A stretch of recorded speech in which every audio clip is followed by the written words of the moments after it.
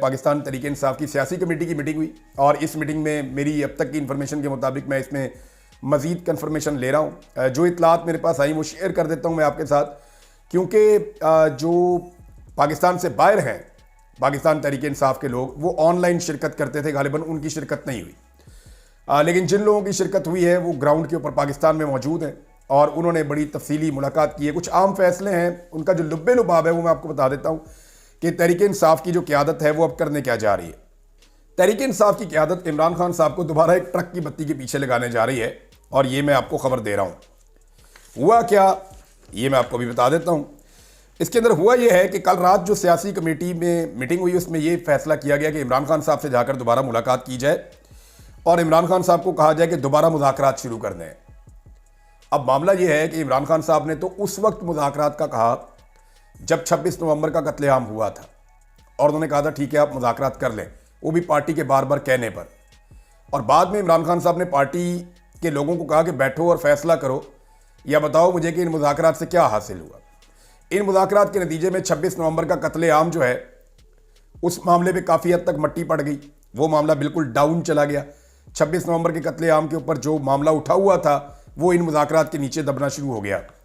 दूसरा, इमरान खान साहब ने जो रेमिटेंसेस के हवाले से एक कॉल दी थी कि उनका बाइकआउट किया जाए, वो काफ़ी हद तक कामयाब ना होने की वजह यह है कि उस वक्त हुकूमत के साथ पाकिस्तान तहरीक इंसाफ मुज़ाकरात भी कर रही थी, तो ओवरसीज़ पाकिस्तानियों में एक मैसेज गया कि जनाब हुकूमत के साथ तो पाकिस्तान तहरीक इंसाफ मुज़ाकरात कर रही है। तीसरा, ये हुकूमत जो पाकिस्तान तहरीक इंसाफ के साथ बैठने के लिए तरसती रहती है, तहरीक इंसाफ इस हुकूमत के साथ बैठ गई और हुकूमत में एक कॉन्फिडेंस आया कि वो हुकूमत के अंदर है। आप गौर करें तो इन मुज़ाकरात से पहले हुकूमत का एतमाद नहीं था, ना उन्होंने काबीना के मेंबर्स की तादाद बढ़ाई थी, ना उनमें इतना कॉन्फिडेंस था, ना वो इतने खुलकर सामने आते थे। लेकिन जैसे ही पाकिस्तान तहरीक इंसाफ मुज़ाकरात की टेबल पे हुकूमत के साथ बैठी, जो कि एक अच्छी बात है, मुज़ाकरात करने चाहिए, लेकिन इससे हुकूमत के एतमाद में इजाफा हुआ, हुकूमत तगड़ी हुई है। तो फिर इमरान खान साहब ने मुज़ाकरात इसलिए ख़त्म कर दिए कि यार आप डेडलाइन दे दें, इस डेडलाइन तक अगर ये हमारे मुतालबात पूरे करते हैं तो ठीक है। मुतालबात क्या थे? दो, कि जो सियासी नौयत के कैदी हैं जिनको बंद किया हुआ है गैर कानूनी गैर आइनी तौर पे, उन्हें जो है वो रिहाई दी जाए। और दूसरा, इमरान खान साहब ने कहा था कि जुडिशल कमीशन बनाया जाए 9 मई पर और 26 नवंबर के कत्लेआम पे। तो इन दोनों मुतालबात को तस्लीम नहीं किया गया और जब मुतालबात तस्लीम नहीं हुए तो फिर इमरान खान साहब ने मुज़ाकरात कैंसिल कर दिए थे। अब पाकिस्तान तहरीक इंसाफ चाहती है कि ईद के बाद, बजाय इसके कि, ये मैं क़यादत की बात बता रहा हूँ, उन्हें यह लगता है कि ईद के बाद बजाय इसके कि एहतजाज की तरफ जाए या एक एहतजाज की कॉल दी जाए, करना यह चाहिए कि हुकूमत के साथ दोबारा मुज़ाकरात के अंदर एंगेज हो जाना चाहिए।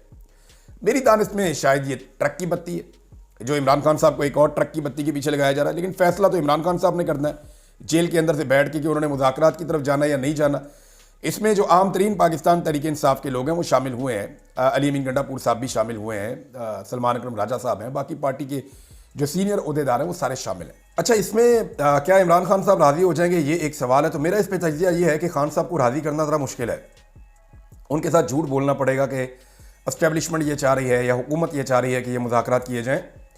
हालांकि अगर एस्टेब्लिशमेंट चाहती कि मुज़ाकरात किए जाएँ तो एस्टेब्लिशमेंट पहले मुज़ाकरात ख़त्म ही ना होने देती, कोई ना कोई रास्ता निकाल देती। नंबर 2, अगर एस्टेब्लिशमेंट मुज़ाकरात करना चाहेगी तो एस्टेब्लिशमेंट की कठपुतली तो ये हुकूमत है, तो हुकूमत फिर इनिशिएट करेगी इस मामले को कि जनाब हम पाकिस्तान तहरीक इंसाफ से मुज़ाकरात करना चाहते हैं, हम फलां चीज़ें देना चाहते हैं, ये करना चाहते हैं, वो करना चाहते हैं, तो कोई ना कोई रास्ता निकाल लेते। लेकिन एस्टेब्लिशमेंट की मुझे नहीं लगता कोई दिलचस्पी है।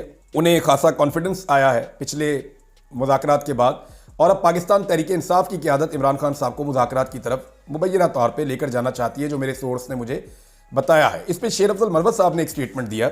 उनका यह दावा है कि ईद के बाद तहरीक इंसाफ एहतजाज करने जा रही है। तो शेर अफजल मरवत साहब ने मीडिया से बातचीत में दावा किया कि ये 10 लोग भी जमा नहीं कर सकते, ये मौखर कर देंगे इस एहतजाज को। वजह वो ये बताते हैं कि ये लोगों को निकाल ही नहीं सकते, क्योंकि शेर अफजल मरवत साहब पार्टी में नहीं है, पाकिस्तान तहरीक इंसाफ में, तो उन्हें लगता है कि उनके बगैर कोई बंदा नहीं निकलेगा। फिर उन्होंने एक और इशारा किया और ये उन्होंने ठीक बात की कि गिलगित बल्तिस्तान के इलेक्शन सर पे हैं और इन्हें इस बात का एहसास ही नहीं है। देखिए, इस वक्त इमरान खान साहब की जितनी मकबूलियत है ना, तो हर हाल में गिलगित बल्तिस्तान में पाकिस्तान तहरीक इंसाफ की हुकूमत बननी चाहिए। गिलगित बल्तिस्तान के लोग जो हैं वो बहुत बाशऊर लोग हैं, बड़े शानदार लोग हैं और वो बड़े मजबूत लोग हैं और उनमें इत्तफाक भी बहुत है। और इस वक्त गिलगित बल्तिस्तान बहुत बड़ी तादाद में इमरान खान और MWM के साथ भी खड़े हैं।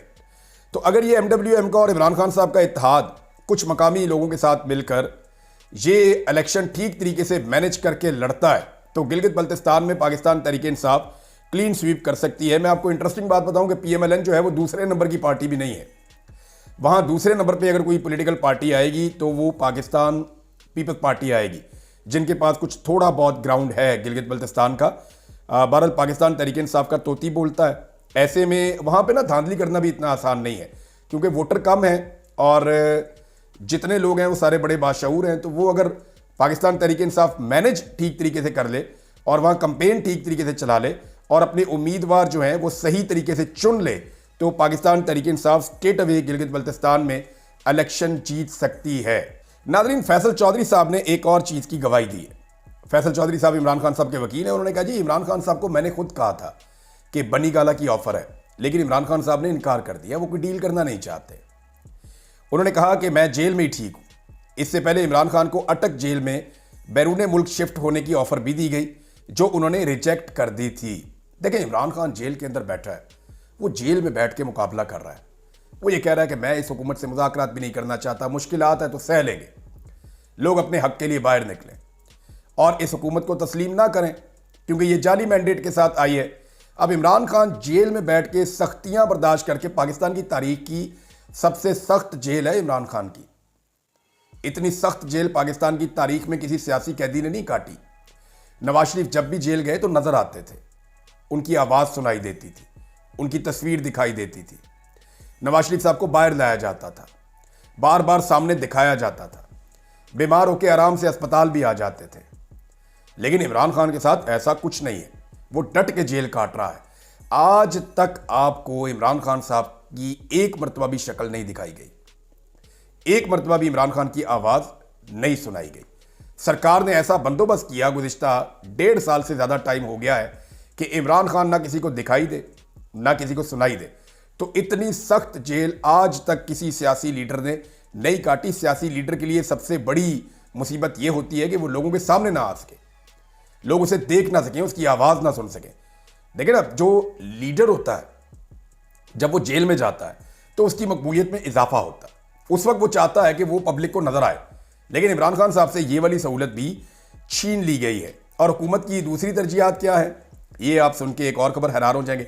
92 न्यूज़ के ब्यूरो चीफ हैं और उन्होंने एक खबर दी है, तारिक अजीज साहब। वो ये कहते हैं कि नए वुज़रा के लिए मिनिस्टर इनक्लेव में बंगलों की अलाटमेंट, ये एक मसला बन गया था, बंगले नहीं मिल रहे थे मिनिस्टर इनक्लेव में। तो वहाँ पे जो घुसपैठिए घुसे हुए उन्हें निकालने के लिए ख्वाजा आसिफ साहब की ड्यूटी लगाई गई।